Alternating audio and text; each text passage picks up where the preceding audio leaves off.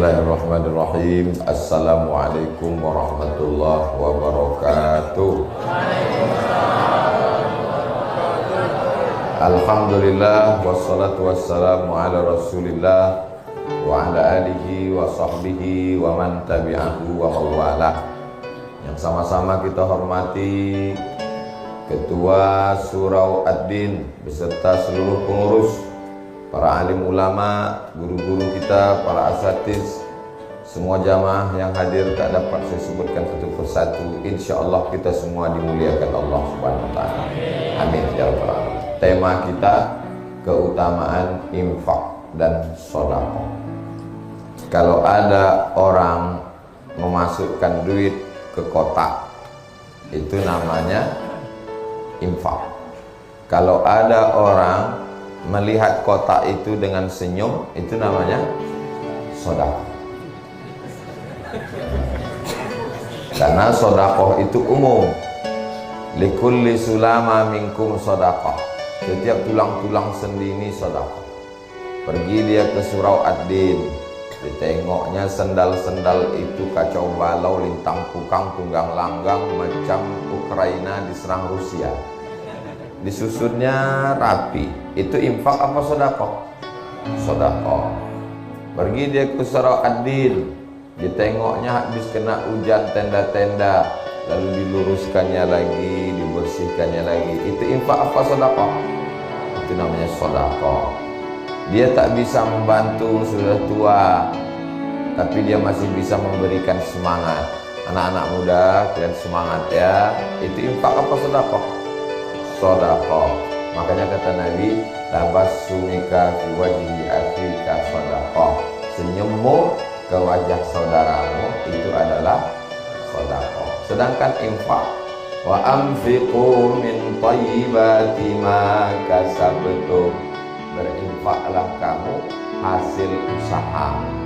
Ngasih duit itu infak.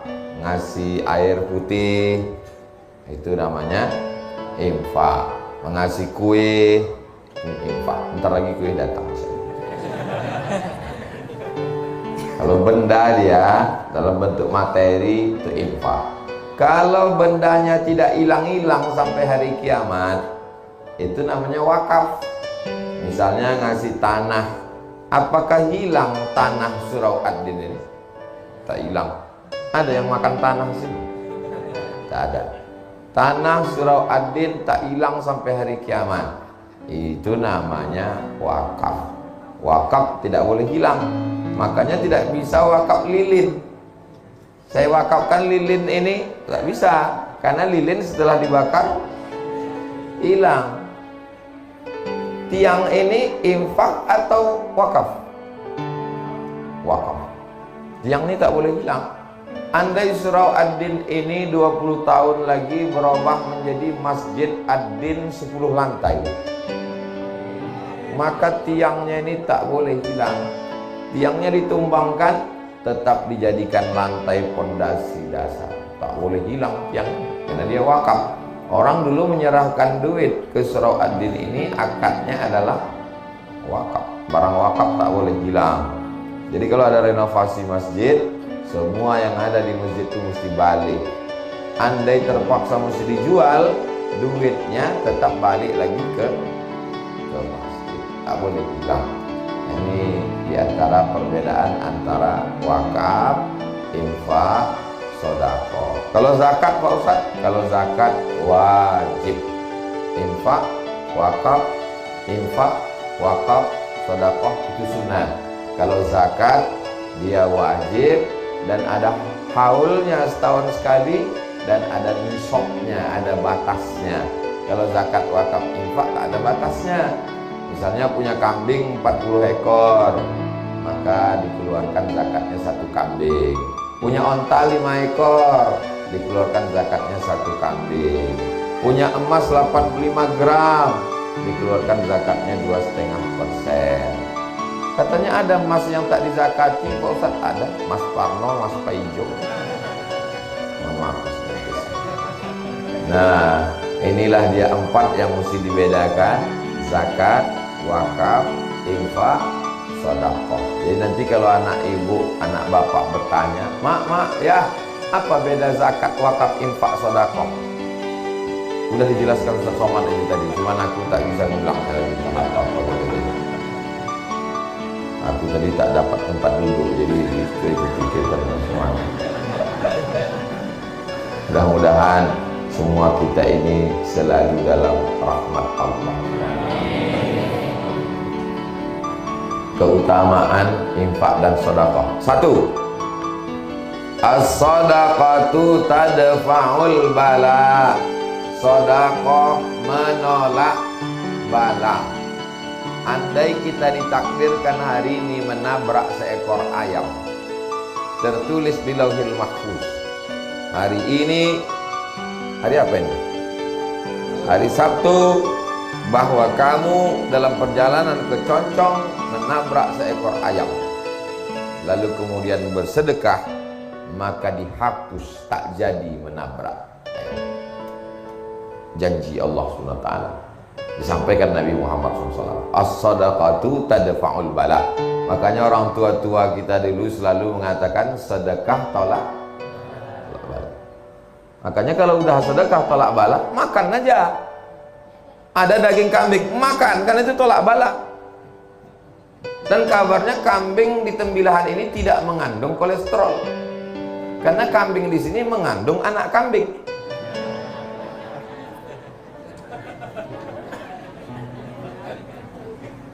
Kita selalu minta tangannya begini ya. Begitu tolak bala langsung berbalik. Allahumma dafa'anal ghala wal waba wal bala wal riba was suyufal mukhtalifata was syada'ida wal mihal.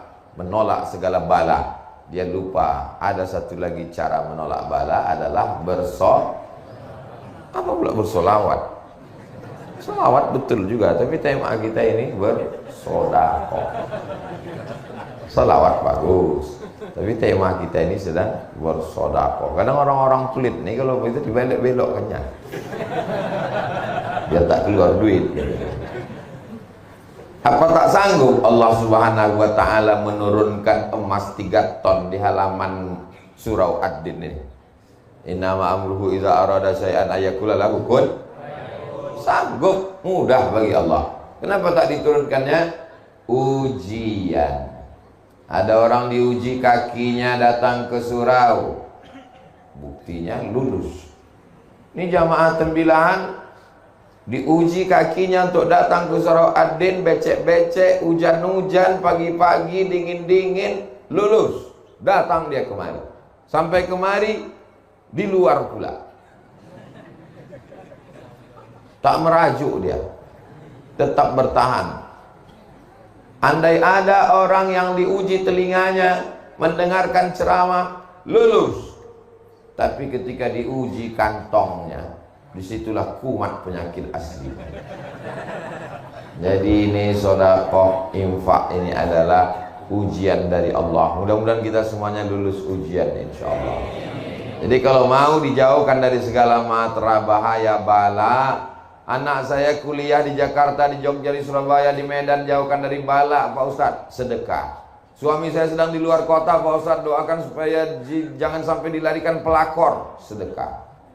Istri saya cantik, Pak Ustadz, takut saya dia dipelet orang, sedekah. Namanya sedekah tolak bala. Belum ada lagi tolak kuih, tak ada. Belum ada lagi tolak teh tarik, tak ada. Yang ada tuh tolak bala. Bagaimana cara menolak bala? Doa.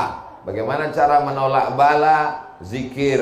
Bagaimana dengan cara menolak bala? Kata Nabi, idza ra'aitum, kalau kamu menengok ada bala, musibah datang, maka kata Nabi, fatasaddaqu, maka bersedekahlah kamu.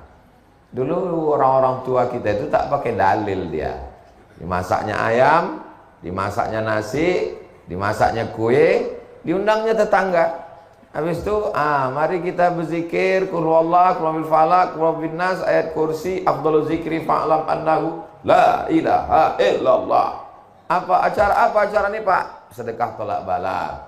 Tak tahu dia dalil hadisnya. Yang penting diamalkannya. Beda sama orang sekarang, tahu hadisnya, sering ngaji tapi tak pernah diamalkan.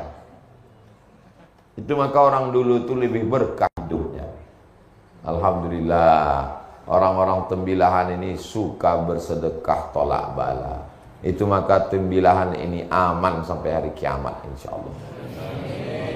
Surau ad-din, din agama. Agama inilah yang menyelamatkan kita. Kalau mau selamat anak cucu kita, surau ad-din ini mesti besar. Ad-din, agamanya mesti selamat. Selamat, makanya doa selamat yang pertama, Allahumma inna nas'aluka salamatan din, selamat dalam agama. Kaya, pejabat, duit banyak, ganteng, kalau agamanya tak selamat, neraka jahanam. Jadi baik kayu bakarnya neraka, tak ada gunanya hidup di dunia. Waquduhan nasu wal hijarah, bahan bakarnya neraka itu nas, manusia, wal hijarah, batu. Nas, manusia, orang kafir. Hijarah, batu, batu-batu berhala yang disembah. Makin besar batu-batu patung itu dibuat, semakin membuat kobaran api neraka. Alhamdulillah, di Tembilahan tak ada patung di Tembilahan, tak ada. Manusia mematung banyak di luar di sana. Bapak Ibu yang ada di dalam surau Ad-Din, jangan menyepelekan saudara kita yang ada di luar. Boleh jadi mereka lebih dulu masuk surga daripada kita. Jaminkan orang itu. Awas Bapak Ibu. Subhanallah. Itu yang pertama. Yang kedua, kata Nabi SAW, Dawu mardakum bis sadaqah, obati orang yang sakit di antara kamu dengan sedekah. Dawu, obati. Mardakum, orang yang sakit di antara kamu bis sadaqah, dengan sedekah. Datanglah orang menjumpai Imam Abdurrahman bin Mahdi ahli hadis. Lututku ini udah benanah 7 tahun, tak sehat-sehat. Tolonglah aku wahai Imam Abdurrahman bin Mahdi. Imam Abdurrahman bin Mahdi ingat hadis Nabi. Kata dia, kau sedekah. Sedekahnya gali sumur. Cari kampung yang tak ada sumurnya, gali sumur. Setelah digali sumur, kering nanah di lututnya itu sehat. Apa hubungan sumur dengan lutut bernanah? Ternyata orang kampung habis minum berdoa, ya Allah, balaslah kebaikan orang yang bersedekah sumur ini. Tak ada yang sulit bagi Allah Subhanahu wa ta'ala. Ada orang Saudi Arabia sakit, pergi ke Amerika, medical check up dari ujung rambut sampai ujung kaki. Kata dokternya, pulang ke rumah, makan enak, tidur enak. Nanti mana tahu Bapak Ibu di Tembilahan periksa di rumah sakit, kata dokter, pulang ke rumah, makan enak, tidur enak. Itu artinya malaikat maut sudah dari Rengat menuju Tembilahan. Sudah tak ada obatnya. Malaikat maut sudah di jalan. Kata dia, tak ada obatnya lagi nih Bu, pulanglah. Ingat dia hadis Nabi, Dawu mardakum bis sadaqah. Pulang dia ke Saudi Arabia, sedekah. Habis itu dia berangkat lagi cek terakhir. Heran dokter itu, kau makan apa? Biasa. Pakai herbal apa? Biasa, tak ada apa-apa. Tapi pesan Nabi kami, Dawu mardakum bis sadaqah. Berobatlah kamu dengan sedekah. Cerita ini disebutkan dalam kitab judulnya Gharaib wa Taraib Sa'ah wa Sa'ah. Diterjemahkan ke dalam bahasa Indonesia, semua ada saatnya. Penerjemahnya Abdul Somad. Cari bukunya di internet. Semua ada saatnya. Abdul Somad. Buku itu bestseller, tebal. Bapak Ibu yang dimuliakan Allah SWT. Waktu saya sampaikan hadis ini di salah satu masjid, Dawu mardakum bis sadaqah, obati orang yang sakit di antara kamu dengan sedekah. Datanglah bapak-bapak ke tempat parkir. Ustaz Somad, hadis yang Ustaz sampaikan tadi betul. Memang betul lah. Pula hadis palsu ku sampaikan. Saya mengalami sendiri Pak Ustaz. Gimana? Istri saya diponis dokter kena kista di dalam rahimnya sebesar duit logam. Kalau sudah kena kista, kista ini mesti dioperasi, dibuang sama-sama rahimnya. Kata dokter, ibu dalam rahimnya ada kista, mesti dibuang. Rahimnya hilang. Menangislah si ibu karena rahimnya hilang, tak bisa hamil lagi. Suaminya senyum. Ibu tuh ingat, yang lajang pula senyum, macam paham aja kalian. Ibu tuh ingat hadis Nabi, dawu mardakum bisadaqah, obati yang sakit dengan sedekah. Dia pun bersedekah, diundangnya anak yatim, fakir miskin. Lalu kemudian dia cek lagi, rupanya kista itu mengerut, hilang. Kata dokter, ibu nggak perlu operasi, rahimnya sehat dan bisa hamil lagi. Ibu itu tersenyum, bapak tuh pula menangis. Gagal. Ini hadis ini membahagiakan untuk ibu-ibu, tapi mengecewakan tuh bapak-bapak. Dawu mardakum bisadaqah, obati orang yang sakit dengan sedekah. Ini tema subuh ini luar biasa ini. Kenapa saya heran? Kenapalah surau Ad-Din ini judulnya keutamaan infak dan sedekah? Lama saya berpikir, rupanya surau ini punya utang 130 juta. Jadi nanti saya tidak mau dapat kabar hebat pengajian di surau Ad-Din kemarin. Gimana? Sampai jamaahnya melimpah tak dapat tempat duduk. Itu apa beritanya, layar di luar tuh biru aja?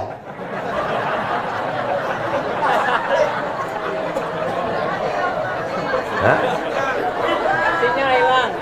Yang anehnya layar tuh biru, bapak-bapak tuh tetap menengok layar. Saya heran, dari tadi orang tuh nengok ke sana, orang tuh nengok layar terus. Saya tengok sini, oh udah muncul. Mudah-mudahan bapak-bapak hilang lagi.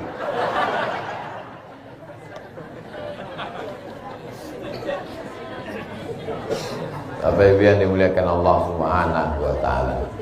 Kadang kita ceramah di masjid yang besar, megah, mewah, tapi jamaahnya tak ramah, tak ada senyum, mukanya ketat, orang-orang stres semua. Di surau Ad-Din ini kecil, tapi hati kita bahagia. Ternyata kebahagiaan itu tidak bisa diukur dari masjid yang besar atau di surau yang kecil.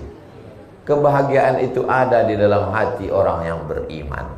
Saya yakin ini adalah orang-orang yang bahagia semua.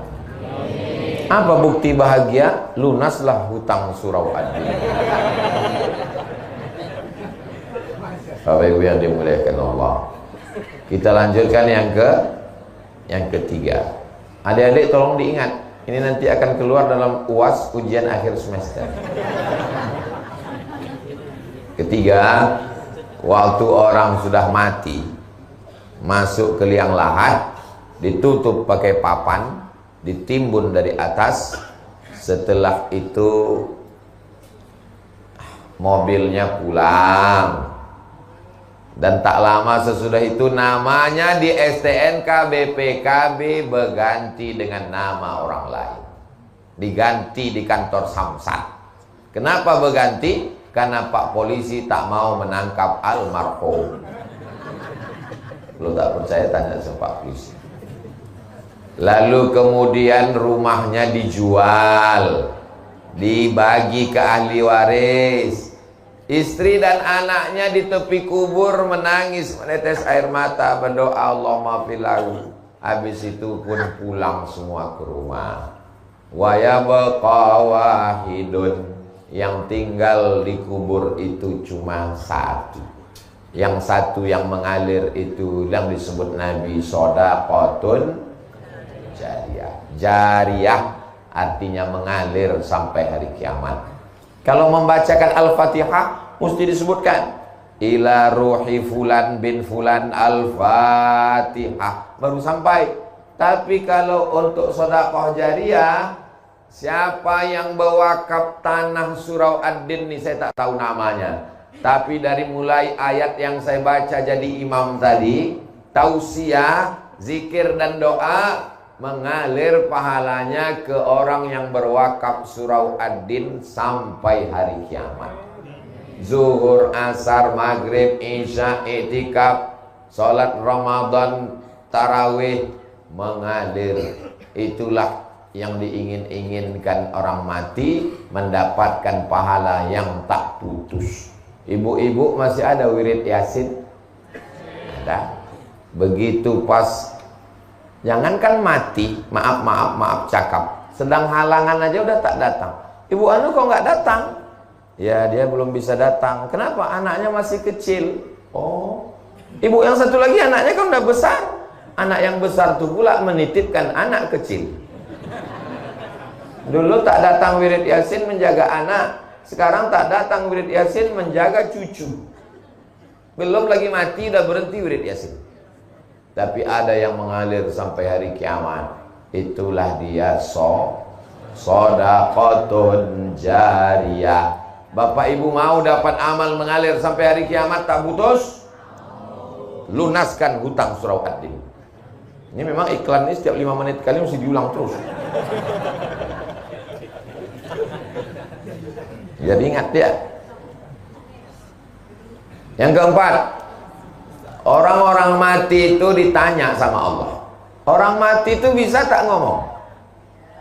Tak bisa. Oh, jadi pas malaikat menanya, "Marabbuka?" Tak bisa. "Man nabiyuka?" Tak bisa. "Ma kiblatuka?" Tak bisa. Orang mati itu bisa tak bicara? Bisa. Kenapa kita tak mendengar? Kalau sampai kita dengar, mati kita. Allah sayang sama kita. Mau kesini pula duluan infaknya. Saya sangka dari sana tadi, rupanya dari sini duluan.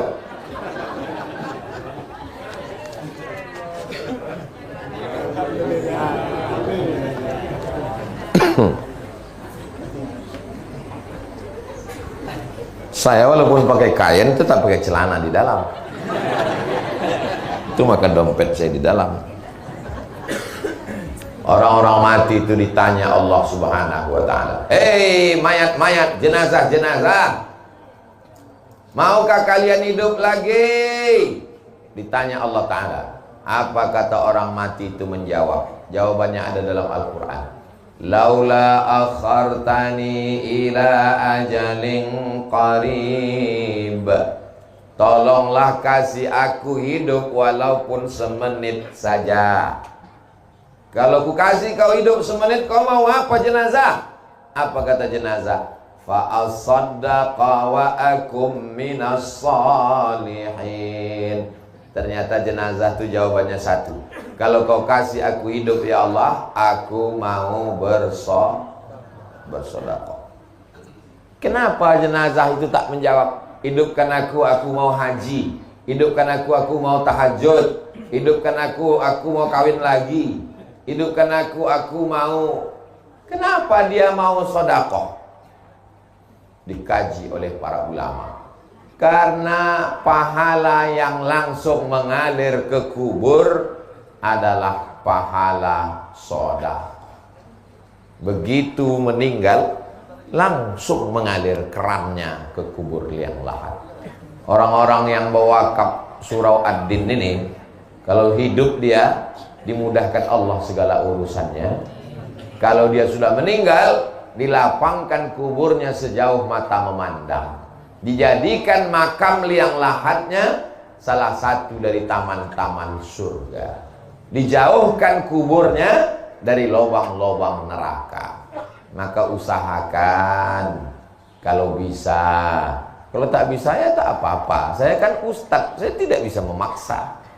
Saya tidak bisa bawa pedang subuh ini lalu sedekah. Kalau tak sedekah aku pancung nanti. Oh, tak bisa. Ini ustaz radikal kepala kau kena pukul.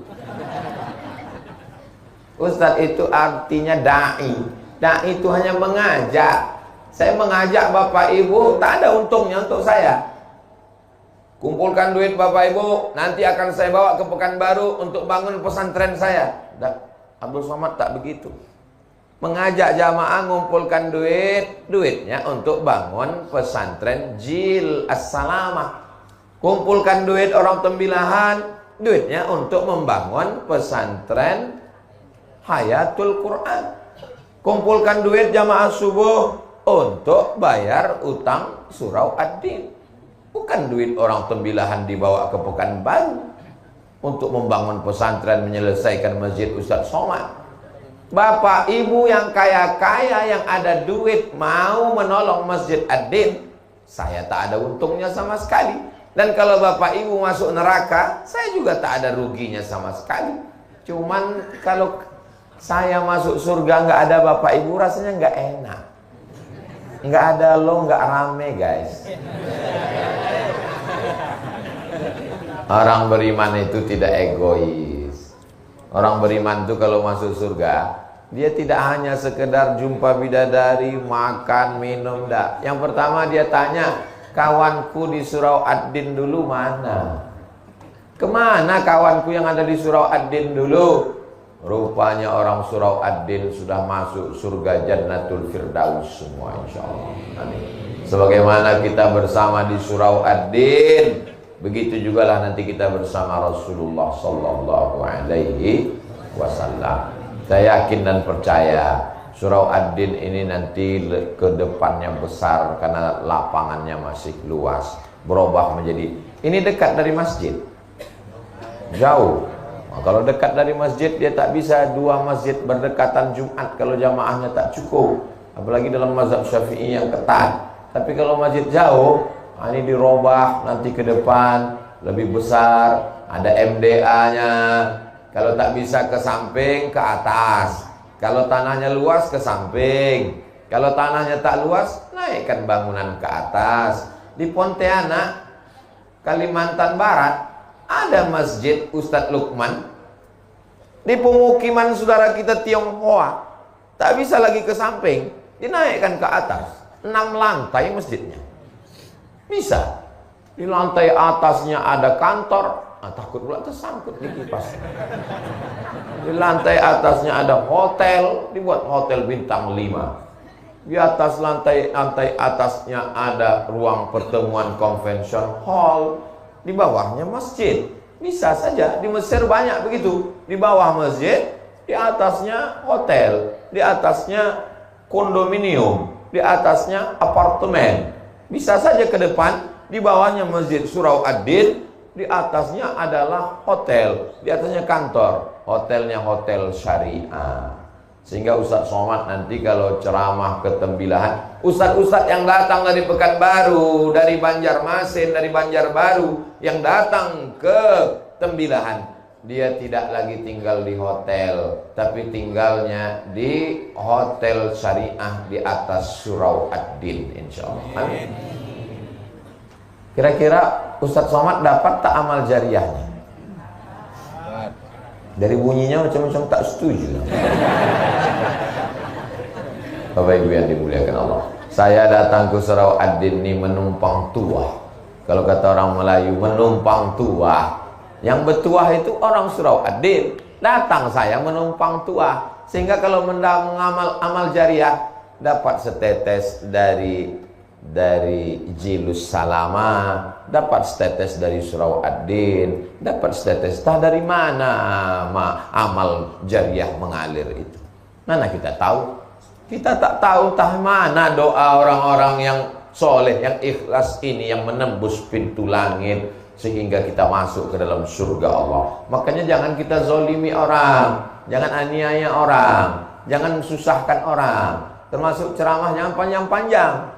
Udah tahu orang tegak berdiri, panjang-panjang ceramah, tak didoakan orang nanti. Iya kan, Bo? Iya kata Ibu tuh. Makanya Ustadz Junaidi tadi udah dibatasinya 6.15 selesai. Supaya apa? Supaya Bapak Ibu yang di luar, yang basah kena hujan, Dia tahu, ditengoknya handphone. Oh, jangan kita bubar, 5 menit lagi, sabar-sabar. Kalau banyak orang ceramah sekarang tak tahu selesainya entah jam berapa. Akhirnya langsung dia update status. Kapan berakhir penderitaan ini? Berikutnya yang ke memang kalau belum sarapan nih susah ingat memang. Berikutnya yang kelima. Yang kelima, Bu. Nah, setelah kita masuk ke liang lahat, mengalir dapat amal jariah, akhirnya ditiupkan sangkakala. Waktu ditiupkan sangkakala, bangkit kita dari kubur.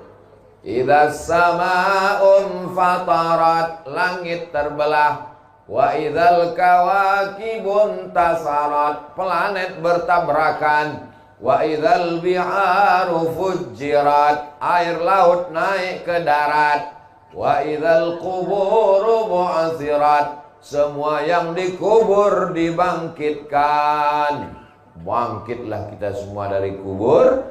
Tidak ada atap, tidak ada tenda. Tukang penyewaan tenda pun mati tak bawa tenda. Gunung-gunung Pak Ustadz, wa takunul jibalu kal'ihnil manfush, gunung-gunung macam bulu kambing dihembus angin. Lalu di mana kita bernaung? Yang kelima, kullu mri'in tahta zilli shadaqatihi, orang nanti akan bernaung di bawah sedekah. Jadi kalau ada di antara bapak ibu yang bersedekah 50 juta, utang 130, dikasihnya 50, itu nanti di padang mahsyar atapnya itu terbuat dari beton. 30 juta itu betonnya setebal inilah. Dia santai. Pas santai, itu yang santai itu siapa? Itulah orang Tembilahan itu. Yang kaya itu. Kalau yang bersedekah 10.000 Pak Ustadz, payung lah. Datang angin kencang naik dia ke atas. Kalau yang 5.000 Pak Ustadz, kardus. Kalau yang 2.000 Pak Ustadz, koran. Kalau ada yang mau masukkan tadi ke kresek tadi 2.000, nah nanti nampak tuh di akhirat. Nah itu dia itu. Kullu mri'in tahta zilli shadaqatihi, semua orang akan bernaung, berlindung, beratap di bawah Ada yang tenggelam dengan keringatnya sampai ke lutut, ada yang tenggelam karena keringatnya sampai ke pinggang, ada yang tenggelam karena keringatnya sampai ke leher. Kepanasan di padang mahsyar. Datang mereka menghadap ke Nabi Adam. Adam, tolong menghadap Allah, kami tak tahan lama-lama menunggu. Kata Adam, aku tak sanggup menghadap Allah, aku malu. Dulu kata Allah, jangan makan buah kuldi, ku makan juga. Datang mereka menghadap ke Nabi Nuh. Kata Nabi Nuh, aku malu menghadap Allah, karena anakku Kan'an mati tenggelam kafir. Mereka datang menghadap ke Nabi Isa. Kata Nabi Isa, aku malu. Mereka membuat patung menyembah aku. Akhirnya mereka datang kepada Sayyidina wa Maulana wa Syafi'ina wa Zuhrina wa Qurrati a'yunina Muhammad sallallahu alaihi wasallam. Itulah mengapa kita generasi yang terakhir, kalau bahasa Tembilahannya last edition.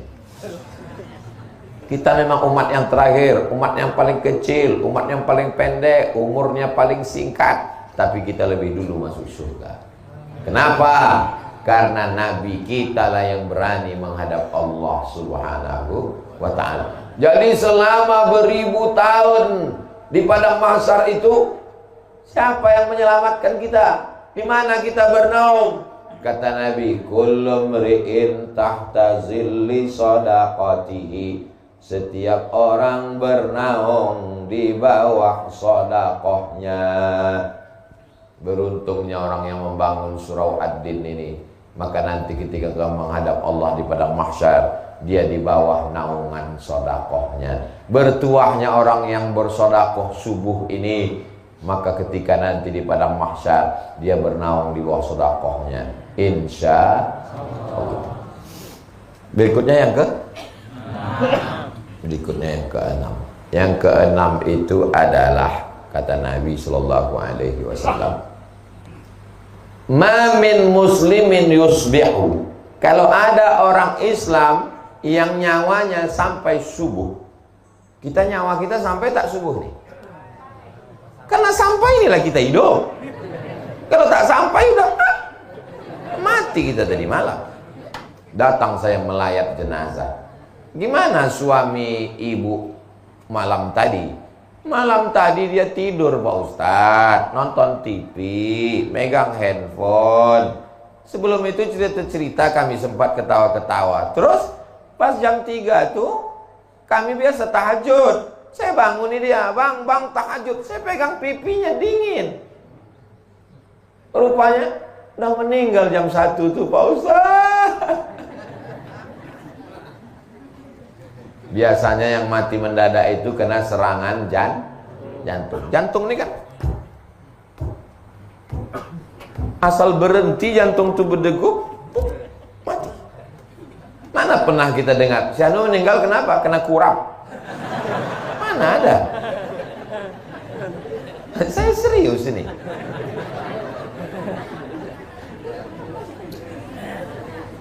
Orang mati karena jantung berhenti berdetak. Kalau jantung berhenti berdetak, darah tak mengalir. Kalau darah tak mengalir ke otak, semua organ tubuh ini mati. Bensinnya tak jalan. Habis, mati, selesai. Kenapa kita hidup? Karena darah mengalir. Coba ikat kaki itu sebelah paha tuh, ikat pakai tali agak 1 jam. Habis itu coba rasakan ujung kaki. Ada rasanya? Tak ada. Mati rasa. Kenapa mati rasa? Karena darah tak mengalir. Kenapa darah tak mengalir? Karena diikat pakai tali. Begitulah kalau seluruh badan kita ini darah tak mengalir, mati. Kenapa darah mengalir? Karena jantung menyemburkan darah. Dokter hanya bisa menjawab sampai di situ. Kenapa orang hidup? Karena jantung menyemburkan darah. Kenapa jantung bergerak? Tak bisa menjawab. Kenapa jantung bergerak? Yang bisa menjawab itu hanya orang yang berakidah, bertauhid. Karena Allah meniupkan ruh. Ketika ruh itu dicabut, maka jantung pun berhenti berdetak. Dan berubahlah darah menjadi nanah. Darah itu berubah menjadi nanah, daging membusuk, biji mata keluar mengelupas, rambut yang selama ini habis 30% anggaran belanja untuk beli sampo. Habis, rambut mengelupas dari kepala, usus membusuk, pecah. Dan cacing datang menyerang. Apa kata cacing? Brownies sudah siap. Akhirnya kita hanya setumpuk daging busuk yang akan menjadi santapan cacing tanah. Alhamdulillah subuh ini kita hidup. Dan tadi kita katakan alhamdulillahilladzi ahyana ba'da ma amatana wa ilaihi nusyur. Siapa yang hidup subuh dikirim Allah 2 malaikat. Yang satu malaikat berdoa. Apa kata malaikat? Allahumma ati munfiqan khalafa. Orang yang bersedekah kasihlah dia ganti. Jadi yang bersedekah tadi yang bersedekah masukkan duit, itu semuanya sudah dapat doa malaikat subuh. Maka nanti digalakkan, digiatkan sedekah subuh Masjid Surau Ad-Din. Bapak Ibu setuju? Gimana kabar Surau Ad-Din? Ustadz Junaidi, alhamdulillah Ustadz Somad, sejak Ustadz galakkan sedekah subuh, makin berkurang jamaah subuh. Janganlah gara-gara itu tak ke surau. Karena kita mau mendapatkan doa malaikat ini. Lalu Pak Ustadz kalau yang nggak bersedekah gimana Pak Ustadz? Allah tuh adil. Yang nggak bersedekah dikirim Allah malaikat satu lagi. Berdoa juga, didoakan juga. Bunyi doanya, Allahumma ati mumsikan talafa. Yang tak bersedekah binasakanlah dia. Jadi yang tak bersedekah tadi, yang waktu kok kresek lewat dia pura-pura khusyuk mendengar pengajian. Saya terus terang tak bisa membela, kalian tengok aja lah tadi sampai sore. Biasanya binasanya itu berawal dari pertama sendal hilang, habis itu helm hilang, terus lama-lama laki hilang. Doa malaikat itu pasti kabul. Ini hadisnya sahih nggak Pak Ustaz? Hadisnya ada dalam Sahih Al-Bukhari, ada dalam Sahih Muslim. Hadis tersahih dalam Ahlus Sunnah wal Jamaah. Allahumma a'ti munfiqan khalafa. Setiap subuh. Tapi subuh ini saya nggak bawa uang Pak Ustaz. Cincin kami terima. Mana kresek kita? Bawakan sekali lagi. Banyak ibu-ibu ini yang mau ngasih cincin, jam. Nah, besok jalan sekali lagi Pak. Ada kunci motor, masukkan. Kunci berangkas, masukkan. Saya melihat orang Mesir bersedekah.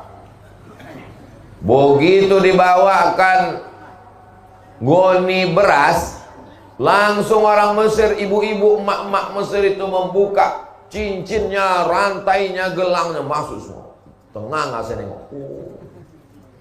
Begitu dibuat di Indonesia, mereka buka carinya mana yang paling kecil. Oh, enggak jadi. Ada satu yang masukkan, begitu dibawa ke toko Cina, ayah imitasi lah. Kecuali di Tembilahan. Tembilahan ini orangnya orang-orang radikal. Tembilahan.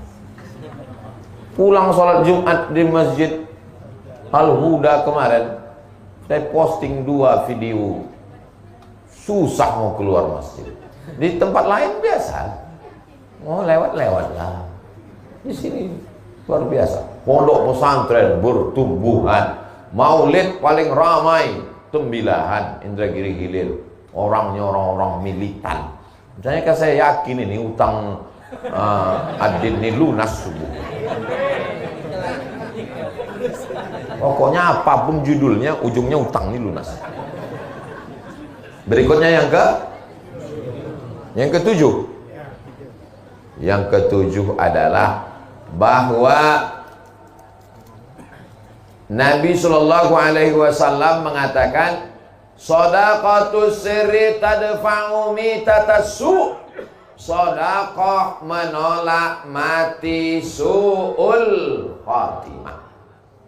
Jangan bangga dengan zikirmu, jangan bangga dengan amalmu, jangan bangga dengan ibadahmu, karena kau belum tentu selamat kalau mati dalam keadaan su'ul khatimah. Kita mau mati dalam keadaan husnul khatimah. Anak kita yang membisikkan ke telinga, la ilaha illallah. Iya kalau matinya di rumah. Kalau matinya di pesawat, kalau matinya di rumah sakit, ruang ICU, security pun tak boleh masuk. Yang bebas masuk cuma malaikat maut. Kalau matinya dalam kecelakaan lalu lintas, nauzubillah, siapa yang membisikkan ke telinga kita la ilaha illallah, tapi ada orang yang dijamin matinya husnul khatimah. Siapa dia? Orang yang bersedekah. Yang bersedekah untuk hutang surau ad-din ini. Ini semuanya mati husnul khatimah. Yang 100.000 husnul khatimah. Yang 50.000 husnul khatimah. Yang 2.000 setengah-setengah.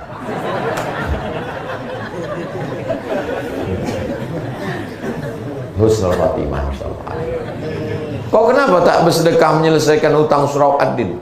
Aku niat aja dulu. Innamal a'malu binniyat. Itu bagus. Tidak salah. Niatul mu'min khairum min amalihi. Niat orang beriman lebih baik daripada amal. Berapa banyak orang beramal riya, tapi niat tidak bisa dimasuki riya.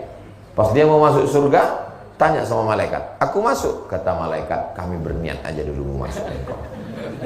Untuk sementara kau di neraka jahanam aja dulu. Ada pintu surga itu namanya babus sholat, untuk orang yang banyak tahajud.